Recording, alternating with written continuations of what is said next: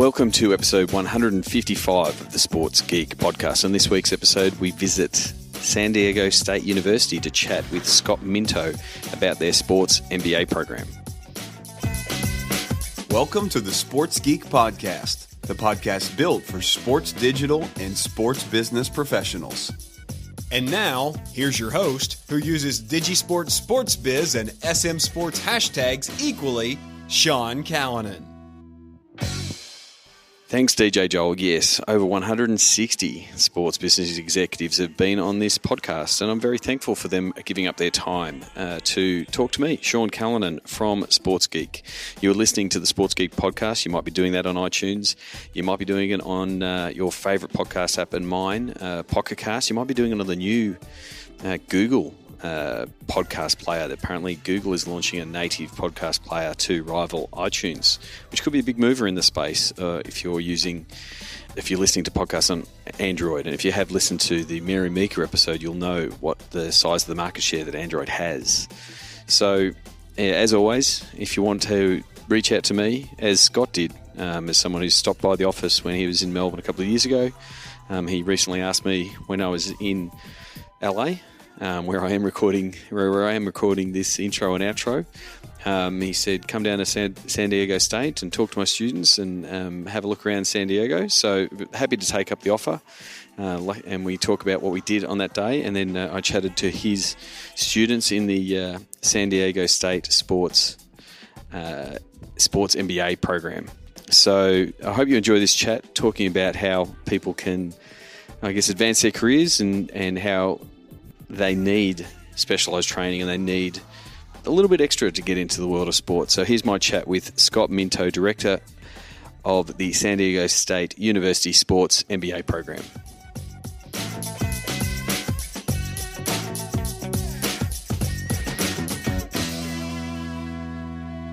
Very happy to be here at the campus of SDSU, San Diego State University, with the Director of the San Diego State University Sports MBA, Scott Minto. Welcome to the podcast. Sean, so great to have you here at Sports MBA Global Headquarters. And thank you very much for hosting me today and bringing me down to San Diego. We've had a fun morning. This is post-Seed Conference in Atlanta, and just come down here for the day. And a little get-together called Comic-Con is in town. It brings out the strange folk. It's like the circus coming through. We love it. Yeah, we love it, and so luckily enough to get a photo and troll my younger son, who's a big geek like his dad, and look forward to maybe coming back and partaking a bit more Comic-Con. So, but the main reason I'm here is to talk to you and return the visit. You came by Sports Geek HQ a couple of years ago now.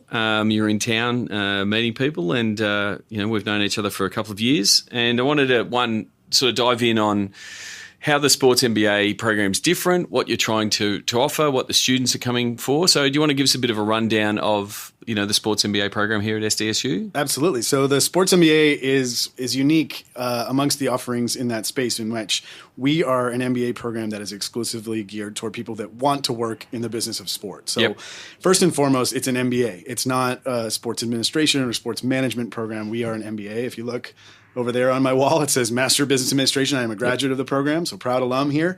But the benefit of it is you're learning the sport industry, which you want to go into. It's a big industry, as you know, but you're doing it from the benefit of the manager's training. So you're getting a diverse offering of classes that are typical for an MBA. So it's an accredited MBA, so you have your finance, accounting, statistics, management, marketing, all the things that any MBA worldwide would take.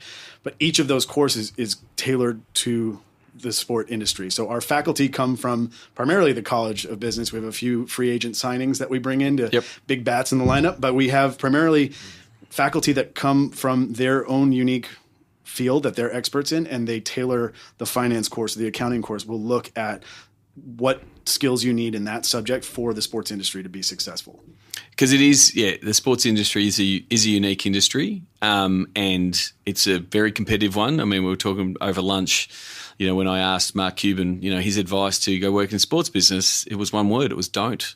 Like, it's super competitive. So are you finding that you're getting a lot of students coming in because they want that extra edge and wanting to have a bit more insights into the sports space? Yeah, precisely. It's a way in that is atypical of the sport industry. You find a lot of people that are in the C-level people that Mark will be talking to with the Mavericks would be maybe they work their way up selling tickets, or they work their way up coming in the venue side and selling programs or something like that. Yep. Well, people are specializing nowadays, and MBAs that are specific to an industry are more and more common. So a sport MBA program sort of gives students a leg up in the process, where it is a very impacted industry where people all want to be. The demand for those jobs is so much greater than the supply. So we give students an edge in not just the content that they're learning, so the skills that they have on their tool belt, but it's also having a small, tight-knit family of 300 or so alumni that we have. Those are the people that'll be looking out for you, that'll give you your first big break. So yeah, without any, Mark's right, without any leg in the door, or foot in the door, sorry, without any it's just tough to get. I mean, it's tough to get in. It's super competitive. If you don't know people, forget it. If you don't have the skills, it's impossible. And you think there's an advantage because it's not a large intake. It's not like you're going to a big college, intake with 500 people, and you don't get to know everyone in your year. I was lucky enough, back when I was in college and did a Bachelor of IT back in the day, but it was a scholarship base, which was rare in Australia. But there was only 40 people in our year level, so you knew everybody. And you're super well connected, even across 3 years of the intake. I got to know other people over the years. You think that the closeness of the alumni sort of helps the experience? Without question. I mean, we have alumni that are hiring one another. We have alumni that come back and hire from our graduates, constantly looking at our graduating classes and where they end up. And we had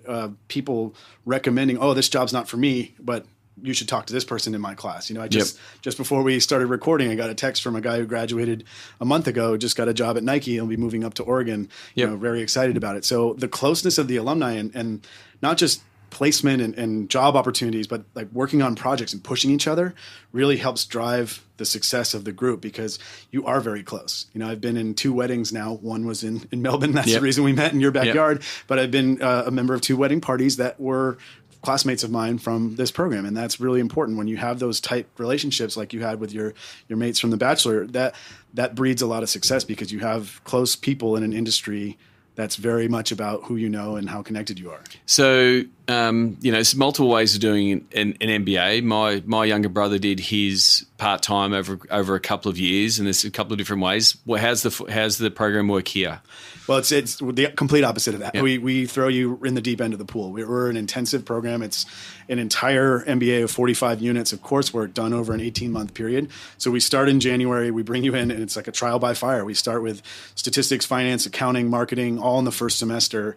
And when you get here, the first thing on the calendar for you is a behind the ropes experience volunteering at the Farmers Insurance Open right up at Torrey Pines. So our good friends there at the Century Club bring us in and say, okay, you're the tweet caddies, you're the social media people, you're working with farmers, you're working with these other activations, and the students really get a hands-on experience right from the outset. So we push you hard. The classes are 3 days a week.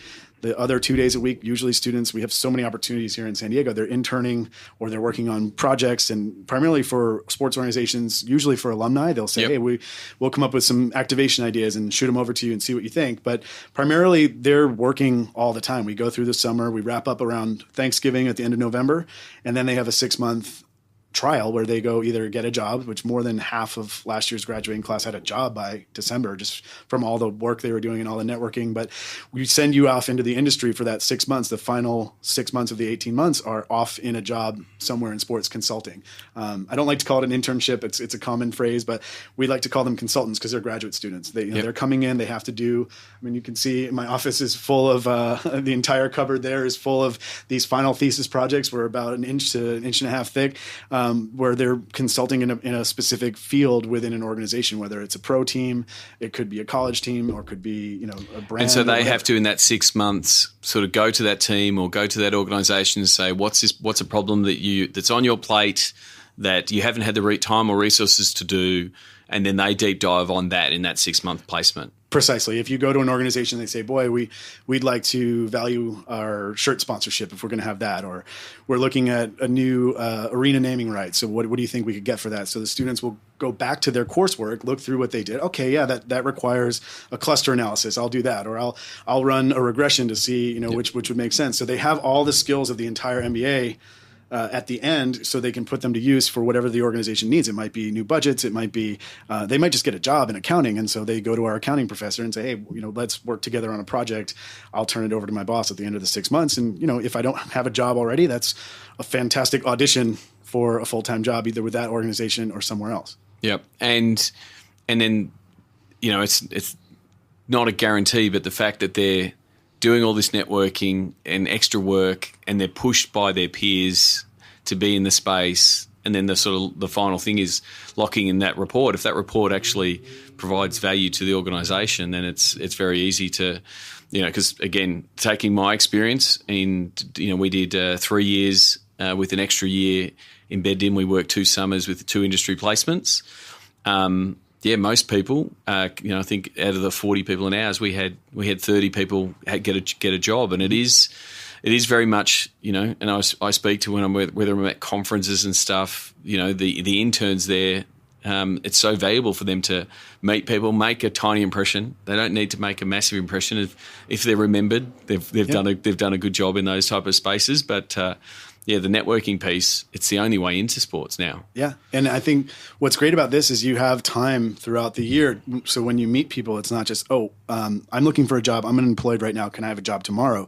It's, I'm in class for a couple more months, and I've got class projects where, I could do it about Tide bleach and look and do a research project on that's never going to get seen by Tide, or I could do it for the hockey team up the road or the baseball team down the street and present to the ideas to them and say, hey, what do you think of this? Is there any value to what I'm doing? And so what you're doing is getting your work in front of people. You're kind of a consultant, an unpaid one to start, but we had a couple interns at SEAT who were strategically speaking to people after they spoke on a panel and say, boy, we really like to wrap our heads around this esports thing. And boy, we'd like to see what our fans are doing in video games and how they might translate. And, the students would approach those people and say, hey, we'll dive into that for you. We know you don't have the bandwidth to do that.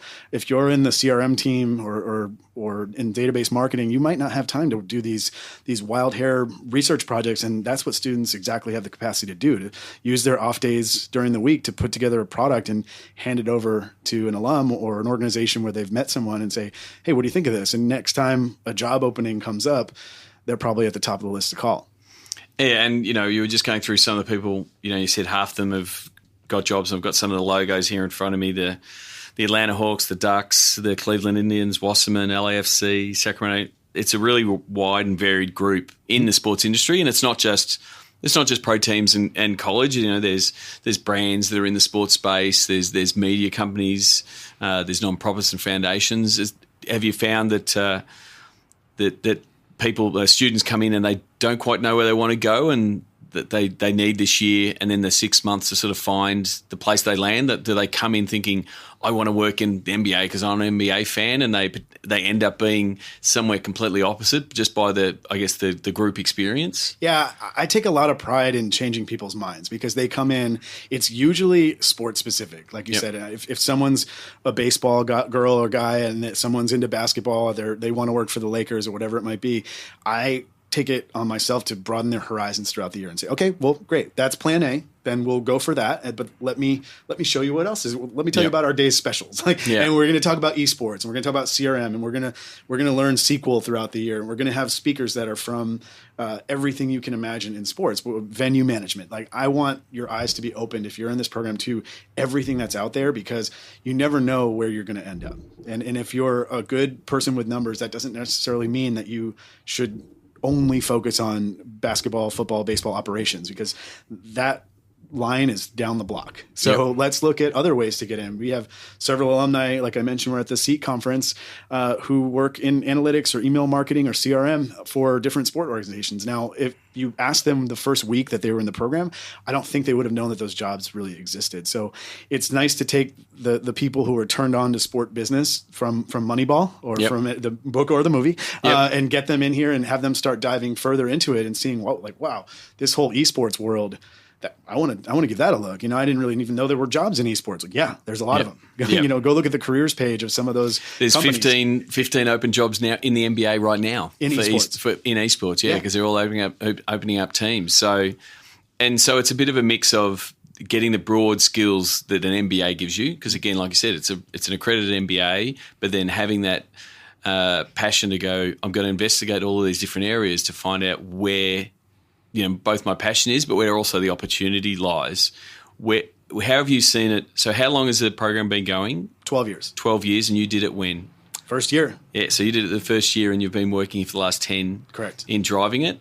How has, where the graduates end up, how has that changed, from a placement point of view, in a role point of view, whether it's, I've been running Sports Geek now for 8 years, and the rise of digital and the rise of data. How has that changed where your graduates are going and potentially the roles they're in now? Yeah, that's a great question. So when we started back in 2006 and put our first graduating class out there, it was a lot of folks with either college athletic departments, pro teams, a couple with brands, some with a couple of agencies. But if you think about the main three things that we've been discussing here, or what the Sports Geek does, is digital and social, CRM and database marketing analytics, and esports. Yep. And we're seeing a lot of our graduates go into those spaces in ways that we never even knew were out. They weren't available in 2006. So typical, they just didn't exist. No, the typical buckets of revenue for teams have always been, ticket sales, sponsorships, media rights, those types of things. So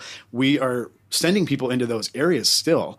A huge one being partnerships, and corporate partnerships and sponsorship, but it's with an analytical background. So if you don't necessarily start on the sales side, do some great analytical ROI work to show that you can provide value to your partners, and then you're going to be looked at for a sales position pretty quickly. Yep. So sending people out there with better skills, better equipped for this marketplace, and also the rise of startups has been a huge one for us, to see people go and catch on with a small company and that's try the to grow thing. it.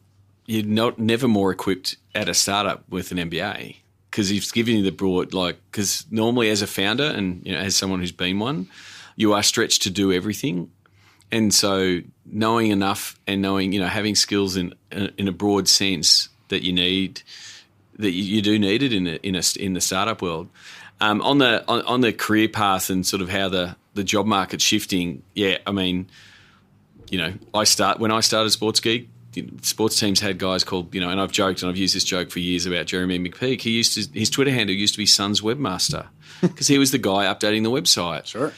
And now those kind of, guys have gone through the ranks, and they're running full-on media departments, that are running these digital channels. And so that has grown, and that's where a lot of people have gone. But, now the opportunity is that sponsorship, partnership side, to understand that piece. I mean, it was a big discussion point in Atlanta still around how do you come up with a rate card, what do we value our assets at, how do we put together a proposal, and that's all data and analytics. Mm-hmm. That's all.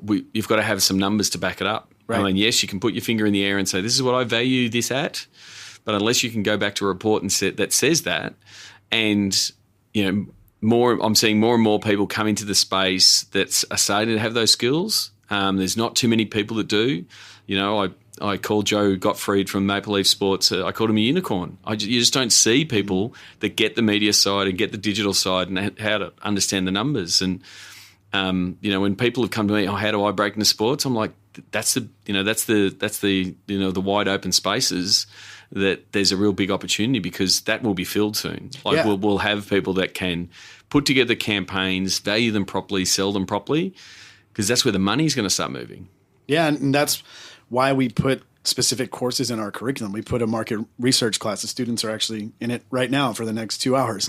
A market research course that's focused on the back end numbers and how to make decisions based on data to make good marketing decisions. So our business analytics course that they'll have this fall coming up, those are the ways that you stand out from amongst your peers, because we're also going to teach you, the Photoshop skills to build a deck. We're going to make sure you work on your presentation, your public speaking skills. So our goal is to put out as the baseball term is the 5-tool player. We want people coming out of this program to be able to do a little bit of all those things and be ready to go into any of those directions. And hopefully by the time they end up with their internship, they're specializing in a certain space, whichever the organization needs.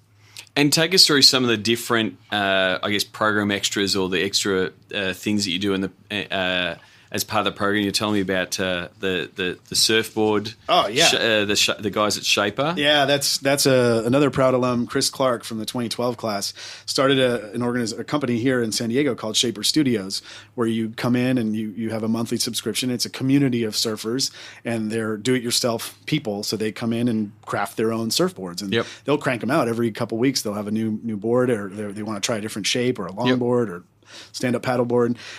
So his organization puts on a self-shape surf contest, it's called, and they have. It's a bit of a tongue twister, isn't it? Yeah, I got it out for the first time ever. So the contest and / festival is in April, and this year was the first time he came to me and said, "Hey, do you think the students would want to work behind the scenes in this thing, because it's kind of outgrown. He's an entrepreneur. It's got his own business to run. This is an event they put on top of it, and it was a really great experience for the class to sit around and say, okay, well, who are the partners we could get for this? Who are the endemic sponsors, like your surfboard, your wetsuit, your sunscreen, and there's a couple of craft beer partners that came on board. So to get to see that, to help put the event on, to help go through that, where are the trophies, who came in first, we got some media showing up. We had students working with the local TV stations to do live reports at 6 a.m. on the beach, all through the setting up the event. Yep. Something like that is really great opportunity for you, whether you want to go into surfing or not. I mean, if you want to go work in activation but it's the same as running events and filling stadiums and all of that kind of stuff that you're going to do, in a job at sports. And it very much that, like you were saying before, 5 tool, but the ability of saying, well, that job needs to be done. No one else is going to do it. I'm going to do it, whether it's setting up a tent or, calling the local TV station to come down, or finding a spot that says, oh, hang on, we haven't got a logo on there. How can I sell it? Who can I sell it to? How can I provide the story behind it so that sponsor will come on board there? Yep. They're all skills that you have to have in sports, and they're a bit unique to sports. Yeah. And our job is to create those skills in people that might not have had them when they showed up. They came to get an MBA, and they're going to leave as well-rounded as anybody can be. We take them to the Dominican Republic every year for over a week to go down there and learn how Major League Baseball gets talent from that country. We all know that baseball is full of Dominican stars, but my goal in going down there is to show students where these guys come from, what the communities are like. Can we look at how baseball has impacted those communities, and how the players coming out of them breed a culture of baseball only as a way out, and people as young as 5 or 6 years old practicing baseball with the goal of signing at 16 and moving over to one of the 30 academies on the island. So looking at that as sort of a socioeconomic issue, and sort of like learning, being well-rounded in that regard, because not everybody's going to go work in community relations in a baseball club or community relations anywhere. But I'm in the business of creating well-rounded people who can go off and work in an organization and be entrepreneurial about their own career. So whether you want to hire someone in an analytics role or a sponsorship or community relations, they've got this background where they've put on a surf festival. They've heard from the Sports Geek about digital. They've practiced analytics and learned this really geeky software with one of our alumni. They're out in the DR sweating and doing community workshops against bullying. So they're as well-rounded as anybody you're going to find in the industry. And that is really, we're able to do that because our students love sport. Yeah. They come here. We've got a draft board behind you of all the folks who are looking at next year, and we've got their names all ready to be drafted for our next class. But they come here because they love this, and for them, it's not work. Yep. This is not, if you have a Friday and you're going to head up to LA and go on a tour of the Staples Center and hear from Aaron about CRM, like that's not work. That's a great Friday. And so we're able to do all this because sport brings the best out of people, and it's what they want to do. Yeah, and it is very much a passion thing. The looking outside into the world of sports, it does seem very glamorous. The ability to be able to take a photo in at floor level or from the ground, or having access to great moments, that kind of thing. But I think Natalie Brown recently stated in an interview, it's still a lot of hard work. But the passion for the game, or the passion for the industry, which I think it wavers. I think some people just have a passion of I love my baseball or my basketball, and that's why I'm in it. But some people just get super passionate about the industry itself. overall. That's what gets you up out of bed and going to work. As someone who speaks to a lot of people in the space, and then they say, "Oh, I'm going to leave sports to go to a corporate job," and I'm not going to begrudge them that, but I have to warn them that the ups and downs and the highs that you can get working in sports, both from a personal point of view, but also, if you're doing content and you're pushing out content of great highlights, and then you're pushing out content of a bank video. Yeah, it's really hard work, that second one. Yeah, to get success there. So it's very unique and very rewarding. But yeah, I think passion's the main driver. Well, yeah, hundreds of people that work in sport and across different continents, and they make on average less than a lot of the people that work in tech, that work in real estate, work in finance. And I'm the same way. I know a lot of people in sport. A lot of my friends are alumni. A lot of my alumni are friends. But the people that work in sport and love what they do every day, they may work longer hours, but I would argue that they're just happier. Oh, it's definitely a complete work-life balance. Yeah. And it's because they love the job and they love the industry. They potentially, also love the club that they're working with, or the club or their team or the brand that they're working for. And that's where you get the reward, both the team camaraderie sort of elements. One of the other things I want to ask is that the students coming in, is it a mix of people coming straight from their degree and getting the MBA, as well as people sort of having that regret and saying, I really want to get into sports, and sort of transitioning out of another career? Is it a bit of a mix of those two? Yeah, it is a mix. And certainly we would prefer some work experience. So if you are coming right out of undergraduate, your bachelor's, I want to see that you've been interning throughout and you're not just playing intramurals in video games. Well, that's the case with all. Like, when people say, "Oh, I want to work in sport," you say, "Well, go back to 4 years ago, and tell you to start working in sport." Right. Because you just have to at least show credibility. And, I talk to a lot of people in sport, and you say, if I'm going to hire someone, the first thing they're going to do is just look down and see how much work they've done in the space. Mm-hmm. And it doesn't have to be at a big team. It can be, I've run my local soccer club, and, because it shows you've put in the effort. Yeah. I mean, you can, even with a full-time job, you can get a lot of sports experience. Like in San Diego alone, there's a half marathon, a marathon, a color run, a 5K, a Tough Mudder, a Spartan race, something going on every single weekend. So you can get experience in sport, and pretty good experience, without quitting your full-time job. So to go back to your earlier question, we are a mix of people who have come from a career and saying, I don't want to be in banking or whatever I'm doing now. I just can't picture myself doing this the next 50 years. And transitioning into sport is their main goal. So for those folks, it's great because they're used to going to work 5-6 days a week. And so they'll transition right into like, oh, that 2 days a week that I have off, I'm going to find a company and see if they need an intern 18, 20 hours a week. So you have those people going right in and throwing themselves into the industry. So they come out with almost a year's worth of experience in the year that they're here in San Diego. If they're not working somewhere part-time, they might have 5, 6, 7 projects going on at once with classmates, but a sponsorship project, a college athletics sponsorship project, or an analytics project maybe for publication or something like that. They're always working toward something down the road. And do you have, because you've shown there the teams and the groups that have hired, do you have teams and groups sort of reaching out to you saying, Scott, we need these are the kind of things we need? Or do you have interns, or we've got this project that we just can't get solved? Can you send your students to that? Yeah, all the time. It's usually alumni, because they know how good the students are and they know that they can get quality work, and they know the classes that they're taking and the skills that they're getting. So anyone out there is going to come to us and say, okay, I don't have time to get to this, but my company's launching a new product. I need you guys to do some focus groups. I need you to do some research on competition.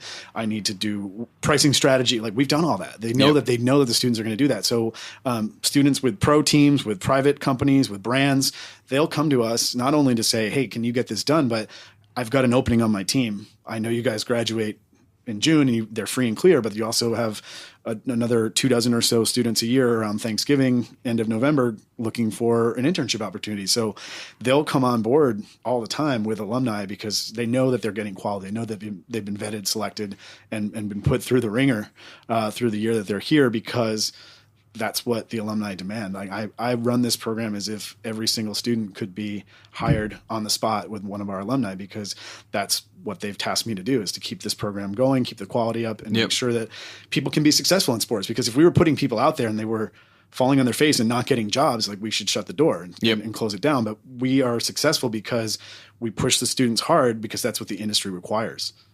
And how much, I see your desk covered with sports business journals and magazines and those kind of things.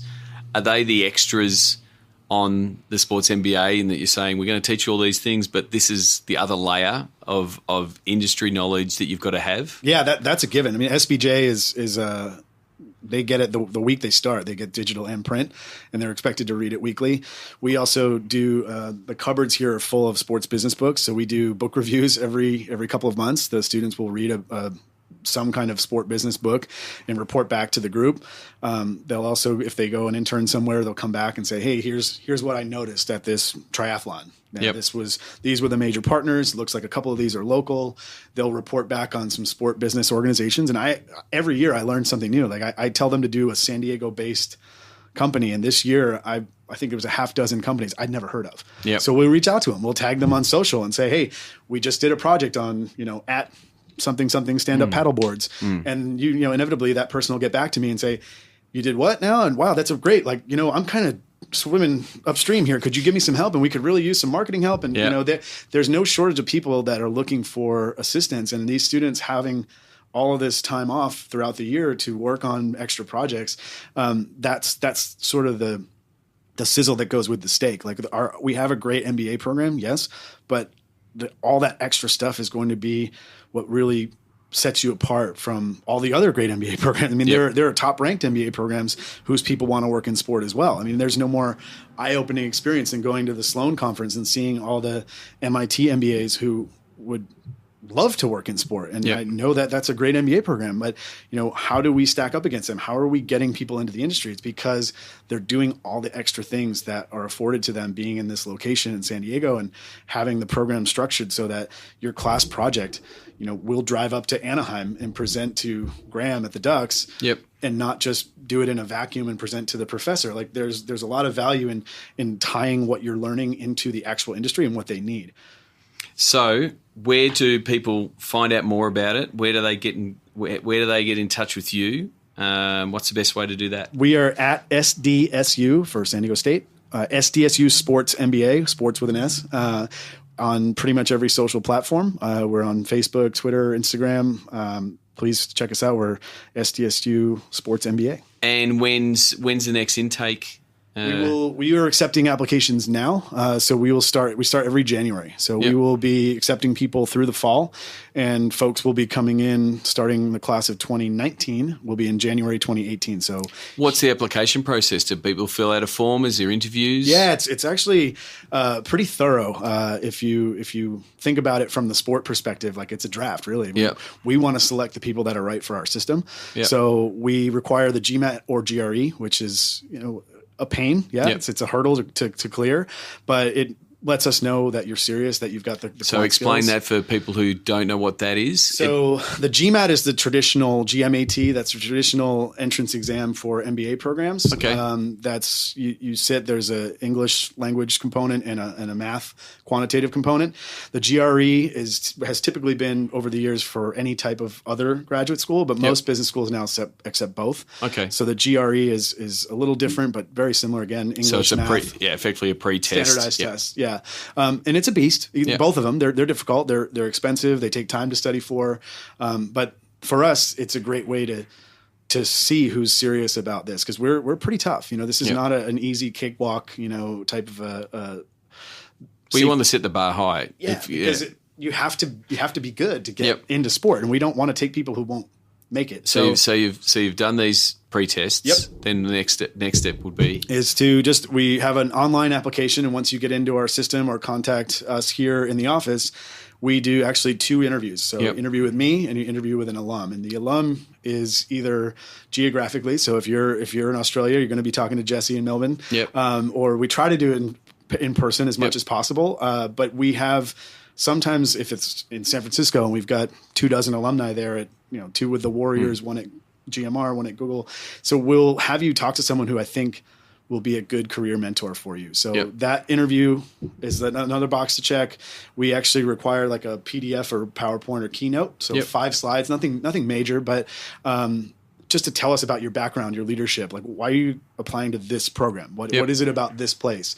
And what is it about you? And then an essay, just a short. It sounds like a lot, but it's not too bad. Considering the work you have to do when you're here, it's not that bad because not everybody looks great on paper. Like if you look back at your grades from undergrad and go, "Ooh, I wish if I had a time machine, I'd go back and fix my attendance or my doing papers the night before they were due policies or whatever." So we give people a chance to really prove that they want to be here and that they're qualified. So those standardized tests are one big part, but the others is getting to know because if you've got that work history or you've got different experiences that you can bring to the table. Yeah, and if you're projected to be, again, going back to the sports, if I can project with our faculty that you're going to be a good student, that you're going to work hard, you might be an amazing sponsorship sales executive down the road. But if we don't like the looks of your GPA from 10 years ago, we're making a big mistake. So we give you a chance to prove that this is who I am.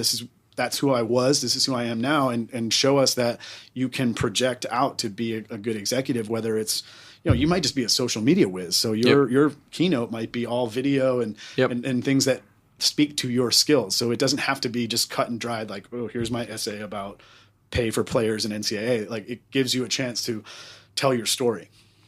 Well, terrific. Well, thank you very much for hosting me here. After this, I'm going to go talk to the students, and so I'll give my recap of that after this. But thank you very much for hosting me, bringing me down to San Diego and taking a walk down past Comic-Con and a tour of the campus. Very much appreciate it. Thank you, Sean. This has been a dream of mine for a while. I've listened to almost every Sports Geek podcast, so it'll be really great to be a part of that crew. Terrific. Oh, well, you're now part of the alumni. You've got your Sports Geek T-shirt. I got it. You'll have the Sports Geek sticker on the back of the iMac. And my stubby holder, so that's great. You've got your stubby holder already. So, thanks a lot for coming on the podcast. Thank you, Sean. Sign up for Sports Geek News at sportsgeekhq.com/sign up now. Thanks again to Scott Minto. You can follow him and send him a tweet on Twitter. Very active in that space. SDSU Sports MBA will find him. And it was, as I said, after that conversation I had with Scott in his office, we went to, and I went and did a lecture with the SDSU sports grads. It was good. I think the key takeaways for mine and the key things that I sort of emphasised to them was understanding the tech. I showed them the Chief Martech 5000, the changing marketing technology landscape.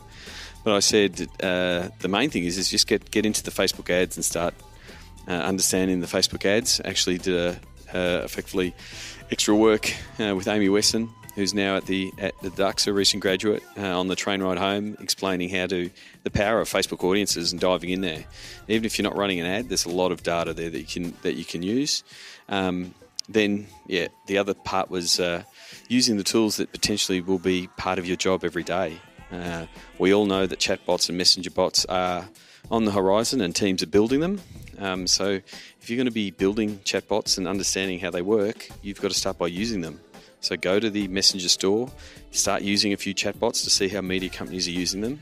Then you'll know how to, as I say, steal with pride, take the best features and embed them into yours.